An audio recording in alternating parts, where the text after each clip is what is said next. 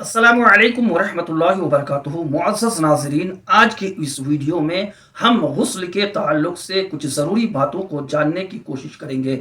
اس video کو آپ آخر تک دیکھیں تاکہ ہمارا اور آپ کا غسل صحیح ہو سکے اور اس غسل سے ہم جو بھی اللہ کی عبادت کریں وہ عبادتیں قابل قبول ہوں۔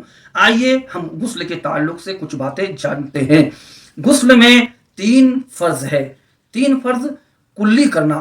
نمبر 1 کلی کرنا۔ آپ کلی اس طریقے سے کریں گے کہ آپ کے منہ کے اندر ہر پرزے میں پانی پہنچ جائے۔ مسواک ہو تو پہلے مسواک کر لیں، اور دوسرا ناک کے نرم ہڈی تک، ناک کے نرم ہڈی تک جس کو بانسا بولتے ہیں، وہاں تک پانی پہنچانا ضروری ہے۔ پانی پہنچا لیں، پھر بڑھیا سے اچھی طریقے سے ناک کو چھاڑ لیں، صاف کر لیں تاکہ وہاں کی گندی رطوبت جو بھی جمع ہے وہ ساری چیزیں نکل جائیں۔ اور تیسرا فرض یہ ہے کہ پورے بدن پر پانی بہانا۔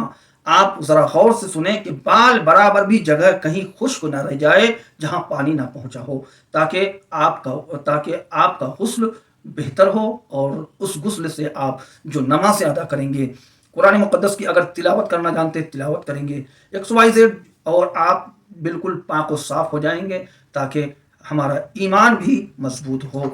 اس لیے کہ اللہ کے رسول جناب محمد الرسول اللہ صلی اللہ تعالی علیہ وسلم نے ارشاد فرمایا، النظافۃ شطر الایمان، یعنی جسم کے ساتھ ساتھ روح کی پاکیزگی یہ ایمان کا ایک حصہ ہے۔ ان تمام باتوں کو آپ خود عمل میں لائیے اور دوسرے لوگوں تک اس ویڈیو کو شیئر کیجیے تاکہ دوسرے لوگ بھی اس ویڈیو سے فائدہ حاصل کریں۔